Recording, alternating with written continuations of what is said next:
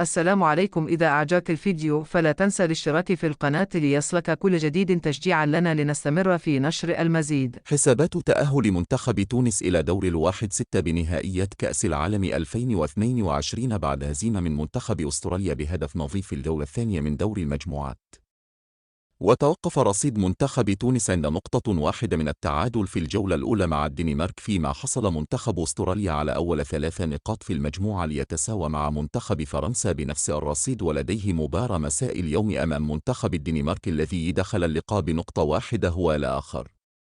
السيناريو الأول أولاً لابد من فوز فرنسا مساء اليوم على منتخب الدنمارك ليرفع منتخب الديوك رصيده للنقطة السادسة في صدارة المجموعة، فيما سيأتي منتخب أستراليا في الوصافي ب3 نقاط، وفي المركز الثالث والرابع منتخب الدنمارك وتونس بنقطة واحدة، وذلك سيكون على منتخب تونس تحقيق الانتصار في الجولة الثالثة على منتخب فرنسا ليرفع رصيده للنقطة الرابعة مع انتظار نتيجة الدنمارك وأستراليا. ففي حال فوز الدنمارك على أستراليا سيتساوى مع منتخب الدنمارك مع تونس بنفس الرصيد 4 نقاط، فيما سيتوقف رصيد أستراليا عند 3 نقاط، وسيتم اللجوء وقتها إلى فارق الأهداف بين الدنمارك ومنتخب تونس لتحديد المتأهل من المجموعة كوصيف مع فرنسا المتصدر. السيناريو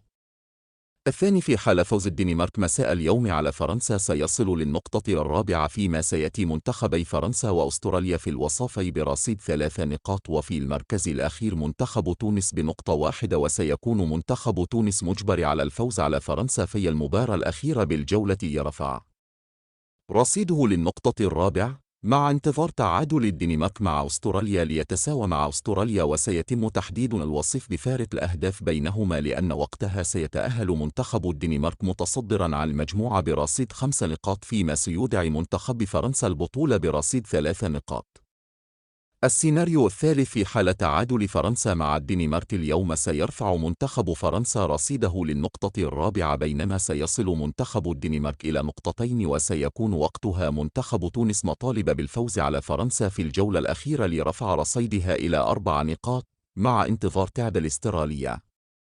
والدنمارك، ووقتها سوف يتساوى مع أستراليا في النقاط، وسيتم الفصل بينهما عن طريق اللجوء إلى فارق الأهداف. المقالة المتعلقة: وبالرغم من تعقد الأمور على منتخب تونس في التأهل لدور ال1/6 من دور المجموعات، إلا أن هناك بعض الآمال ولكنها مرتبطة ومتعلقة بنتائج